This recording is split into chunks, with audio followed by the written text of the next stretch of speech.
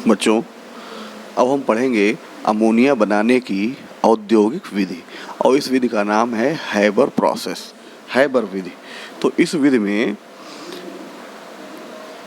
N2 और H2 गैसें, इस विधि में N2 व H2 गैसें परस्पर संयोग कर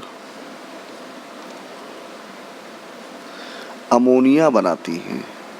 ठीक है, और इस क्रिया को हम देखें। N2 plus 3H2 gives out 2NH3 plus 24,000 calorie. ये एक क्रिया है और इस क्रिया में हमें ऊष्मा उत्पन्न होती है। इसका मतलब है कि ये एक ऊष्माक्षेपी अभिक्रिया है। अब हम हैबर प्रोसेस का जो फिगर है उसको देखते हैं।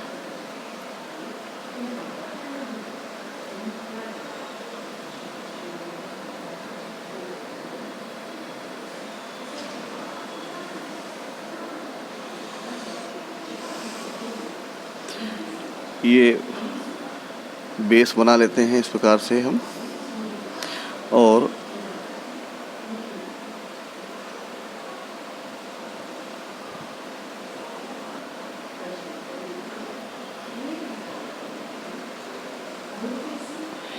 ये एक कंप्रेसर पंप है। ठीक है, कंप्रेसर पंप।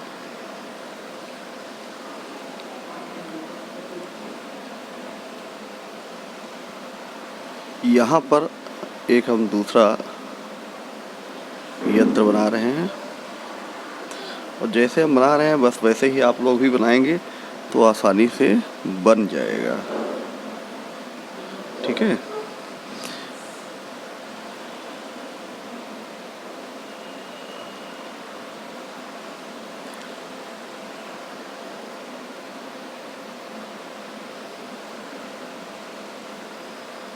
ये ट्यूब है।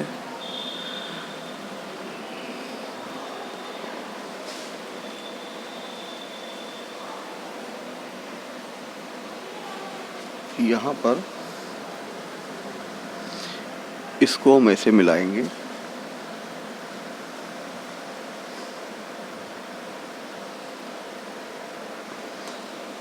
अब यहाँ से जो एक साइड में हमने नली निकाली है, इसको दूसरे जार में हम कनेक्ट करेंगे।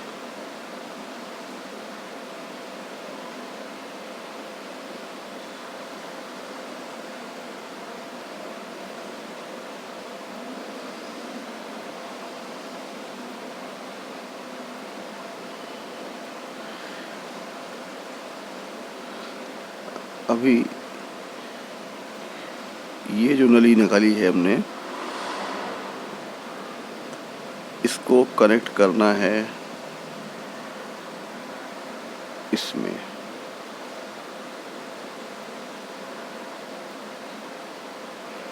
और उसी प्रकार से इसमें भी चलाएंगे।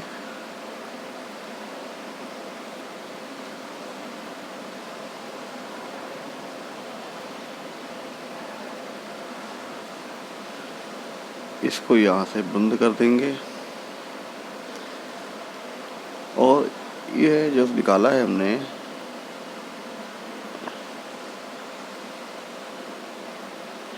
इसका कनेक्शन हम एक दूसरे पंप से करते हैं, और उसे कहेंगे सर्कुलेटरी पंप, यानी परिसंचारी पंप। ठीक है, यह भी एक पंप है। अब यहाँ से जो नली हमने निकाली है उसको हम यहाँ से कनेक्ट करेंगे।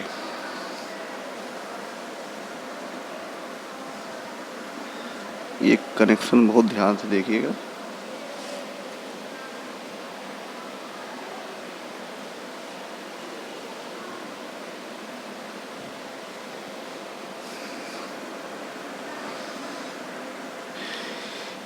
ये हैबर प्रोसेस का हमने पूरा ड्रा कर लिया। यहाँ से एयर N2 और H2 का मिक्सचर हम डालेंगे, ये 1:3 रेशियो में होगा। इसे बोलेंगे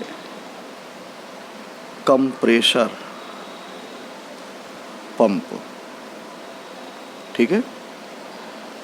यहाँ पर Fe+MO, Fe उत्प्रेरक वर्धक है, उत्प्रेरक है और ये वर्धक है, ठीक है। ये यहाँ भर देते हैं। ये चूँकि यहाँ उत्प्रेरक हमने भरा है तो इसका मतलब क्या है कि ये उत्प्रेरक कक्ष है, ठीक है। तो उत्प्रेरक कक्ष ये है। यहाँ से गैसें ऐसे जाएंगी यहाँ पर, और यहाँ पर मिश्रण में N2 भी है, H2 भी है, और इनकी रिएक्शन यहाँ हुई तो अमोनिया भी है। ये टोटल मिक्सचर यहाँ से नीचे जाएगा और यहाँ से हम H2O ठंडा डालेंगे और यहाँ से वापस निकालेंगे। इस भाग को कहते हैं संघनित्र।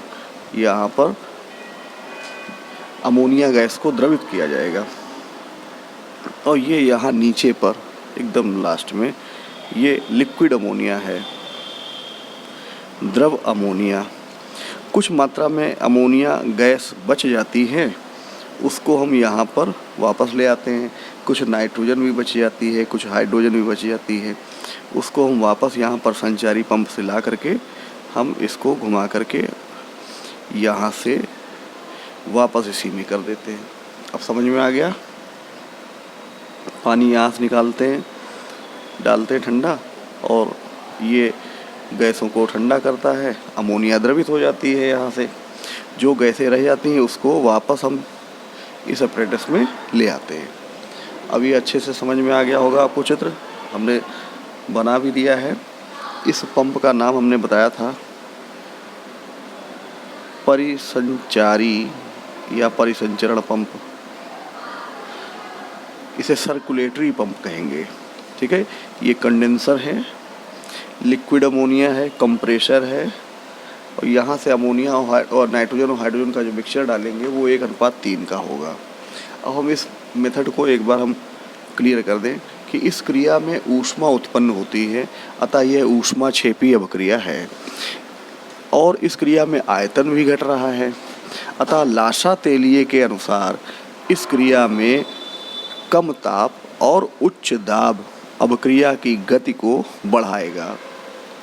उत्प्रेरक की उपस्थिति जो FeO+MO है, यह भी क्रिया के वेग को बढ़ाती है, किंतु उत्प्रेरक मिश्रण ये जो Fe+MO हमने लिया है, इसके लिए अनुकूलतम ताप 500 डिग्री सेंटीग्रेड होना चाहिए।